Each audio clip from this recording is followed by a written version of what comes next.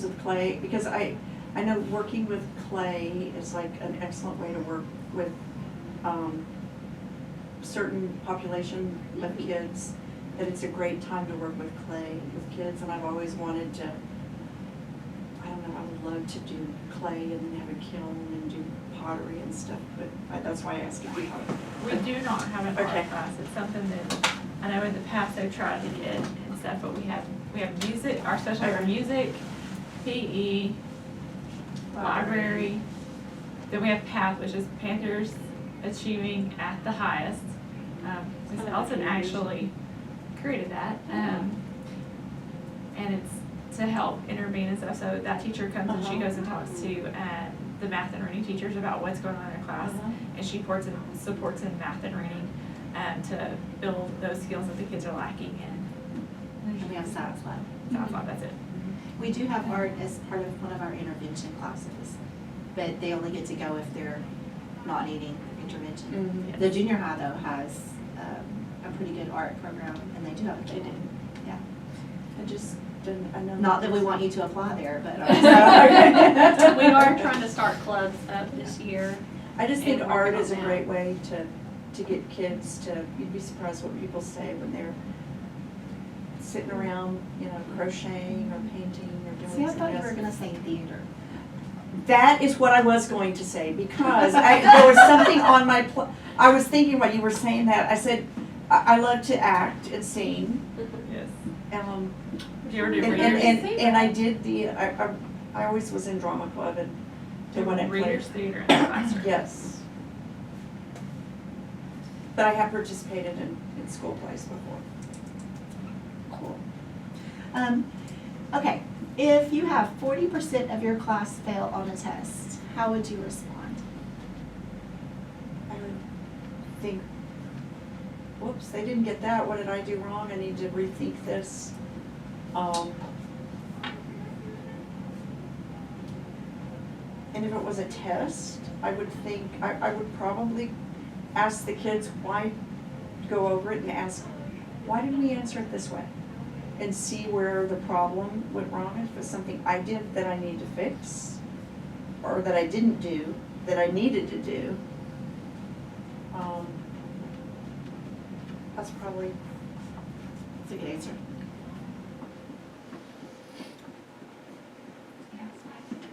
So, what questions do you have for us now? Besides if we have art. in a kiln. Okay. And you said you don't, a drama department, no, you don't have a drama department. Not at this We're level. open to starting one though, just saying. Well, there you go. Okay, that's a whole nother conversation. What questions do I have? What openings are you looking at? I know you said you had 3 through 5 on your webpage. So what openings do you anticipate having? We have a language arts position. Mm-hmm. We have one in 6th grade. More than likely, we'll have one in 4th grade. In 5th grade. I'm looking at that. It just kind of depends on our numbers, but right now we do have a 6th grade and a 4th grade. And your student population is primarily, We're about 20% African American, 27% Hispanic, and somewhere around 46% white. Our eco disadvantage is 76.3, I believe. so is it Title I? Yes. Title I. Title I campus. 68% of our students are at level at risk. Okay. So they all get free lunch, free breakfast. So all that stuff that you were talking about, building relationships and stuff is really important with our students. What do your teams look like? I mean, how many people on a team? So for 3rd grade, this year we have 6 teachers, and then we are departmentalized. And our 4th grade is 4 teachers. Our 5th grade is 6 teachers. In 6th grade we have 4. We are losing 6th grade next year. They're going to the junior high.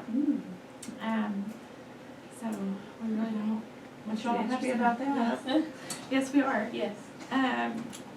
And we do half and half, so it's two-way switches, for third and fourth.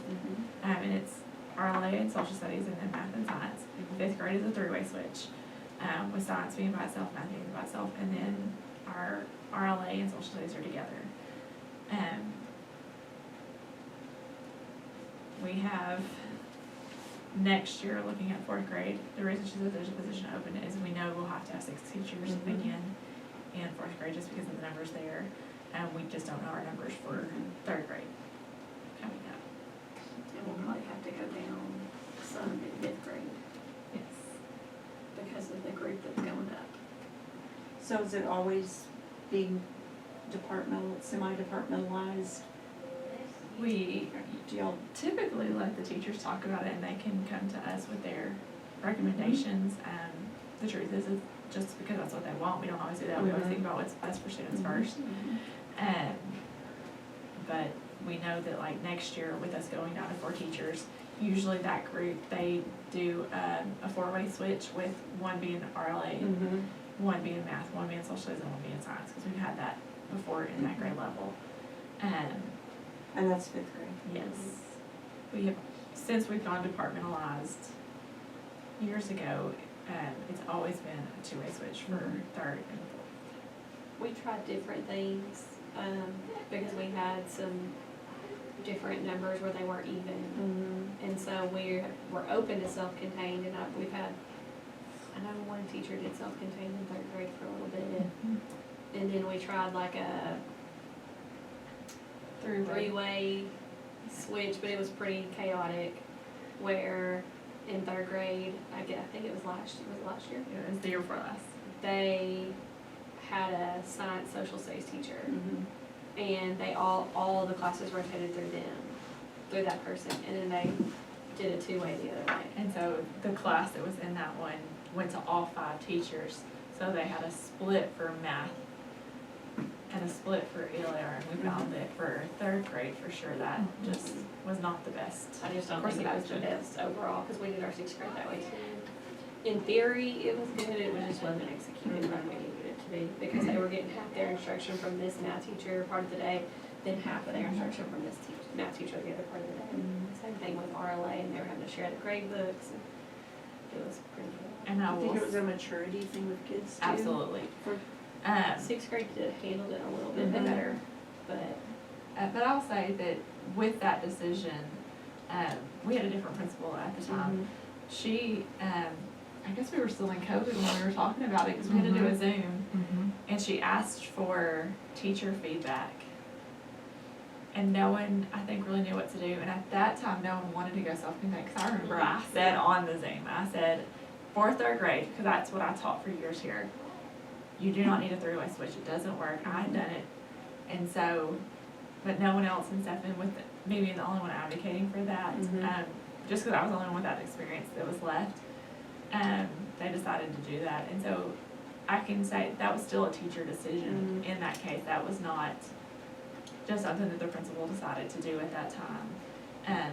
She did listen, and so that's something that I can always speak of this campus, and even with Ms. Warren taking it over, is we do try to listen to teachers and their recommendations. One last question. So if you'll look, we have a poster with our core values over there. And I'm just wondering if you could look at that and tell us which one you think you would mostly align to. Is that a prideful Panther? Positive, active, no.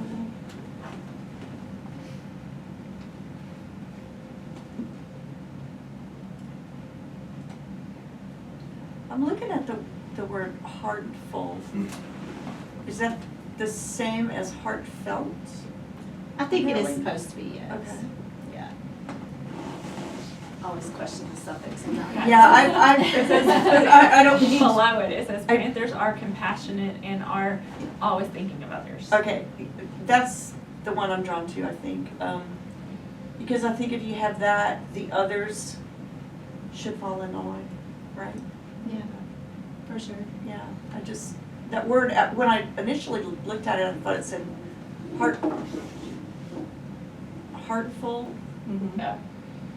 But Well, yeah, I think that aligns with what you said about teaching the whole child and building relationships and wanting to be in a place that feels like family, so that makes sense. So these are our, in everything that we do, we try to bring everything back to these, I guess, characteristics, I guess we call them.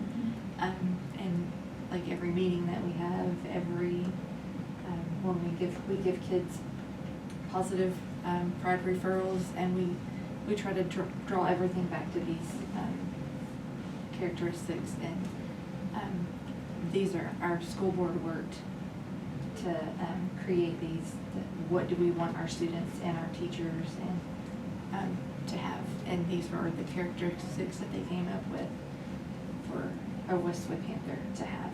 So those are, it's an acrostic. and that's our acrostic for what a panther is. So, I'm gonna use them in discipline sometimes. Yeah, and if you were to ever meet with our superintendent, he's gonna bring those out and talk about them. So with our openings, what is your preference? I know you said more you like ELA, but you're open to both. And If that's fourth what grade? you've got, fourth.